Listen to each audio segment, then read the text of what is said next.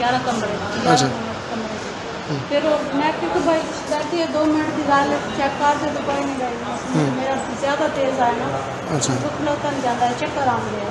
तो भाई ने उत्थे भेजे भाई वाकफ है उन्हें आके लै मैं कहा लै भी तू नहीं चेक किया तो हो नहीं गया चेक नहीं कोई ऐसी गल की थी कि तुम कह रहे थे नहीं वैसे मैं तो कोई गल नहीं की कि मैं तो यही गल की ना भाई वैसे गुस्से हो रहे हैं वैसे बार बार बस कौन है भाई सारे हैं ये कौन है भाई पता नहीं भाई इत्थे दे अच्छा हाँ जी इत्थे दे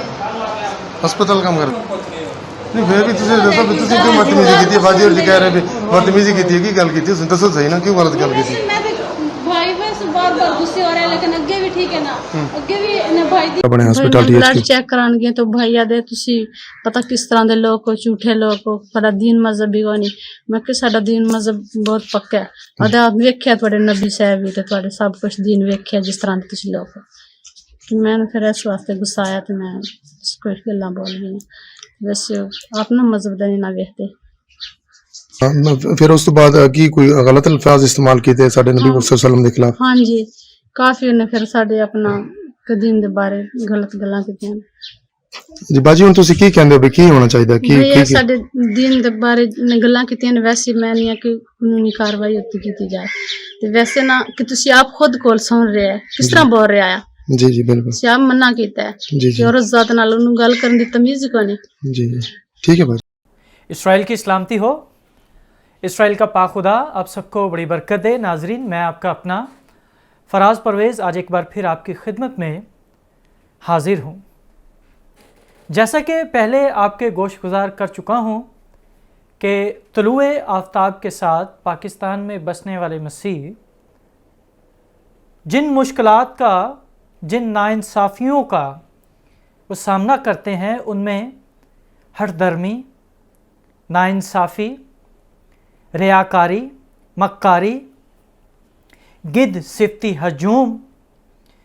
सफाकी और ऐसे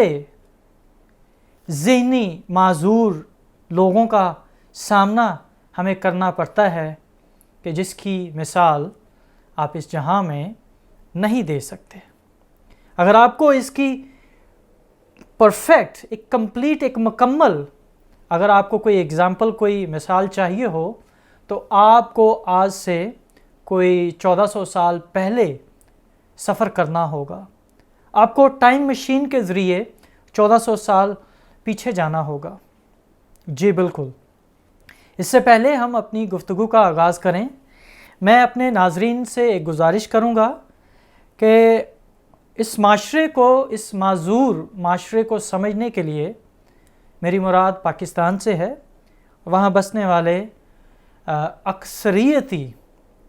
उस माशरे के रवैये को समझने के लिए मैं चाहूँगा आज मैं आपको एक किताब का रेफरेंस यहाँ दूँगा लाइफ ऑफ मोहम्मद ये तवारीख़ मोहम्मदी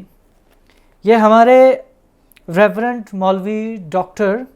अमादुद्दीन लहज़ी साहब डीडी साहब की ये किताब है। ये 1904 के अंदर ये किताब उन्होंने लिखी थी और ये आप किताब समझ लीजिए कि एक मुकदमा था उनकी जो एक वहशत गर्दी थी वो जो हमले करते हैं जो इल्मी तौर से जो जहनों से खाली लोग हैं वो हमले करते बाद में जब मुकदमे लिखे जाते तो वो मैदान छोड़ के ये मुसलमान उस वक्त भी भाग जाते थे। तो ये वो किताबें हैं जो 1960 के अंदर पाकिस्तान की जितनी वहाँ पे क्रिश्चियन लाइब्रेरीज़ थी जब उनको जलाया गया तोड़ फोड़ कर दी गई लूट मार कर दी गई ये तमाम लिटरेचर वहाँ से इन्होंने ख़त्म कर दिया। लेकिन फिर भी खुदावंद का शुक्र है किसी न किसी बहाने हम तक ये पहुँच गया और काफ़ी अरसे से ये बुक्स बहुत ही हेल्पफुल हैं कारआमद हैं। आप इस किताब को ज़रूर पढ़िए ताकि इसका लिंक भी मैं डिस्क्रिप्शन में दे रहा हूँ ताकि आपको आसानी हो इस बुक को और इस माशरे की ज़हनी माजूरी को समझने के लिए ये मुसलमान आखिर इतने जालिम क्यों हैं ये इतने बेरहम क्यों हैं ये आप ज़रूर समझिए। अब चलते हैं हम 5 अक्टूबर सन 2022 के दिन اس سے پہلے میں تھوڑا آپ کو لے جانا چاہوں گا. یہ جو واقعہ ہوا یہ تحصیل ہیڈ کوارٹرز ہاسپٹل لیا کے اندر جو پنجابی میں جس کو ہم لہندہ پنجاب کہتے ہیں, تو یہ لہندے پنجاب چ واقعہ پیش آیا. تو ناظرین تھوڑا سا پہلے اس واقعے کو سمجھنے کے لیے میں آپ کو اس سے کوئی چند ایک ماہ پیچھے لے جانا چاہوں گا. یہ محمد عارف, یہ جون کا سلسلہ شروع ہوتا ہے. محمد عارف ایک رکشہ ڈرائیور ہے. دوسری فیملی جو کرسچن فیملی ہے یہ ایک ہی علاقے کے اندر رہنے والے ہیں. دوسری فیملی جیمز مسیح اور جیمز مسیح کے بچے اور ان کی وائف شمائلہ. جیمز مسیح اپنے بچوں کے لیے محمد عارف کو رکشہ ڈرائیور کو ہائر کرتا ہے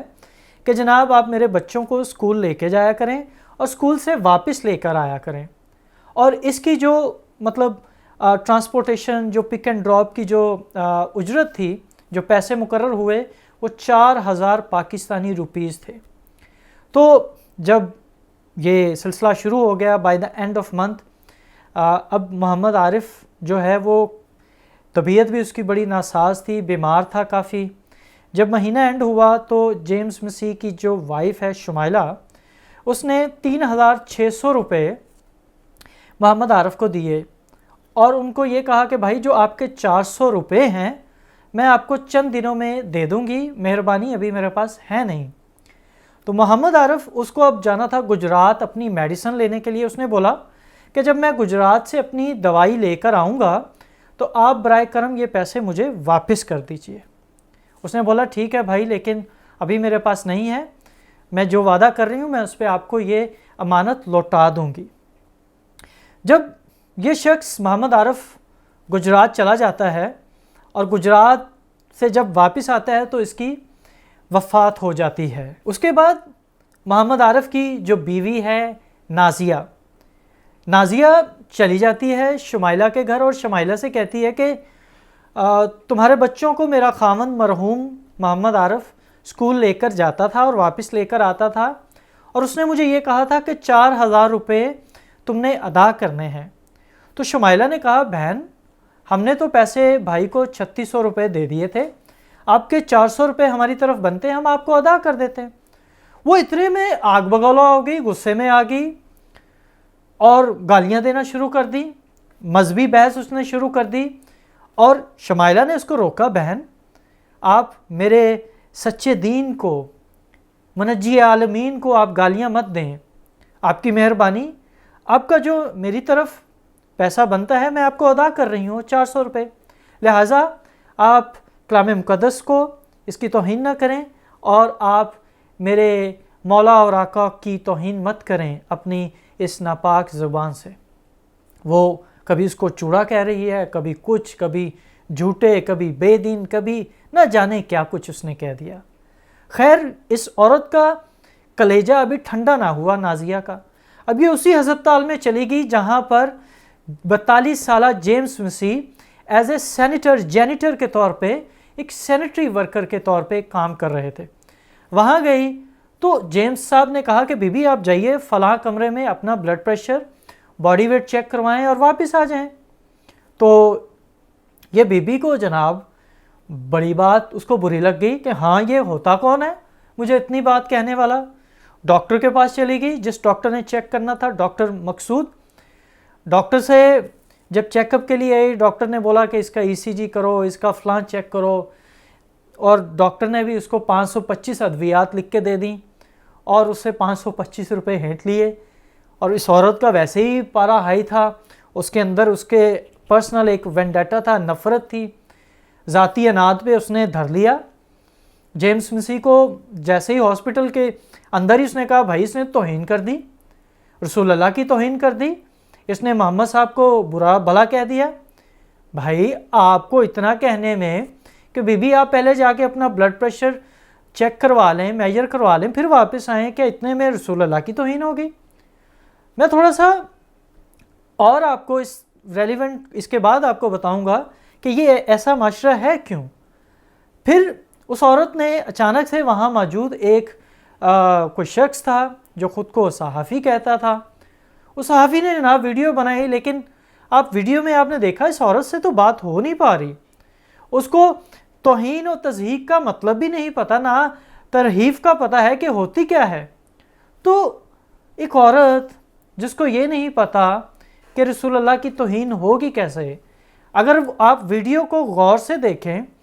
تو یہ عورت تو خود توہین کی مرتکب ہو رہی ہے۔ اگر آپ دستور پاکستان کے مطابق دیکھیں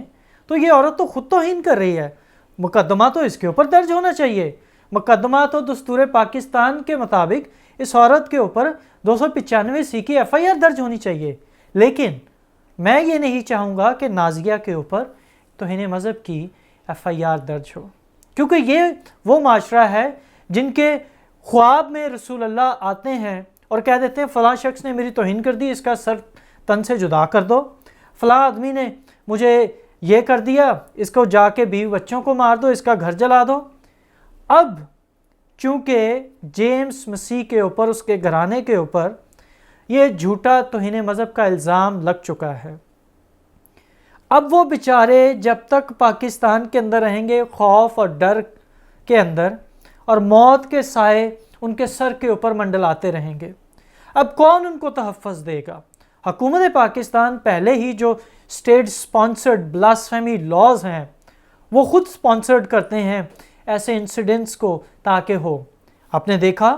گھوٹکی کے اندر کیا ہوا، میرپل متھیلو کے اندر کیا ہوا، ایک بیچارے مجاور کو جو وہاں جو پڑا رہتا تھا، درباری تھا، وہ پڑا رہتا تھا درباروں پہ، نہ اس کے دونوں ہاتھ ہیں، ایک ذہنی معذور شخص نے وہ کیسے بے رحمی سے اس کو قتل کیا اور اس کو غوطے دے دے کر تالاب کے اندر۔ یہ معاشرہ، یہ جو نفرت اسٹیٹ نے خود اپنی رعایا کے ذہنوں کے اندر بھر دی ہے، اب آپ یہ کیسے نکال پائیں گے؟ اب یہ وہی آگ، جس آگ کو آپ نے جوزف کلونی سے، جس آگ سے آپ نے جلایا تھا، یہ وہی آگ جو گوجرا کے اندر آپ نے لگائی، اور یہ وہی آگ جو شانتی نگر میں آپ نے لگائی آج آپ کے اپنے گھروں کو جلا رہی ہے۔ تو میں آپ تمام سے یہ ریکویسٹ کروں گا، آپ مت بھولیے کہ ایک 95 سال بعد، 95 سال یعنی کہ جو مسلمان کہتے ہیں 95 ہجری، 95 ہجری، ایک شخص امام ان کا 95 ہجری میں پیدا ہوتا ہے، نہ محمد کے ساتھ رہا، نہ اس کے ساتھ کوئی گفتار تھی، نہ اس کو علم تھا، نہ وہ روحانی طور پہ مضبوط تھا، نہ اس کی جبلتوں کے اندر وہ صلاحیت تھی کہ وہ غیب کی باتوں کو سمجھ لے۔ یہ سارا ایک ڈھونگ رچایا ہوا، اور لکھنے والے نے بھی بڑی مہارت سے لکھا، اور نفرت جو انسانوں کے دلوں میں بھر دی۔ آپ مکہ سے لے کے مدینہ تک دیکھ لیں، قریش کے اندر کہاں سے کون آیا، کیا کیا، یہ سب ایک لوٹ مار، قتل و غارت۔ آپ ایسے شخص کو آپ کیا کہیں گے؟ اب جب ہم کہتے ہیں، جب ہم حق بات کرتے ہیں تو آپ چڑھ دوڑتے ہیں، کہتے ہیں جی اس کا سر تن سے جدا کر دو۔ تو میں ان تمام اداروں سے، جو پاکستانی مسیحی ادارے ہیں، جو پاکستان کے اندر ہیومن رائٹس کی جن کو فکر ہوتی ہے، جو سو نہیں پاتے کہ ہمارا بیچارہ فلاں مسیح، اس کا گھرانہ برباد ہو گیا، توہین مذہب کا جھوٹا الزام لگ گیا، ان اداروں سے ریکویسٹ ہے جیمس مسیح اور ان کے بچوں اور ان کی بیوی کو تحفظ فراہم کیا جائے، اور کوشش کریں کہ جتنی جلد ہو سکے ان کو پاکستان سے نکالا جائے اور کسی ایسے مقام پہ پہنچائیں جہاں پہ وہ انٹرنیشنل پروٹیکشنز کے لیے اپنے دعوے کو دائر کر سکیں۔ بہت شکریہ، اسرائیل کی پھر سلامتی ہو، اور ایسے مذہبی جنونیوں سے محفوظ رہیں، اور کوشش کریں کہ مسلمانوں سے لین دین کوئی ایسی چیزیں نہ کریں۔ مجھے معلوم ہے کہ وہاں اس معاشرے میں رہتے ہوئے ہمیں کرنا پڑتا ہے، مجبور ہیں، ہمیں ان کے ساتھ انٹریکشن رکھنی پڑتی ہے، لیکن کوشش کریں جتنا کم از کم آپ ان کے ساتھ تعلق رکھ سکیں اتنا ہی بہتر ہو۔ God bless you.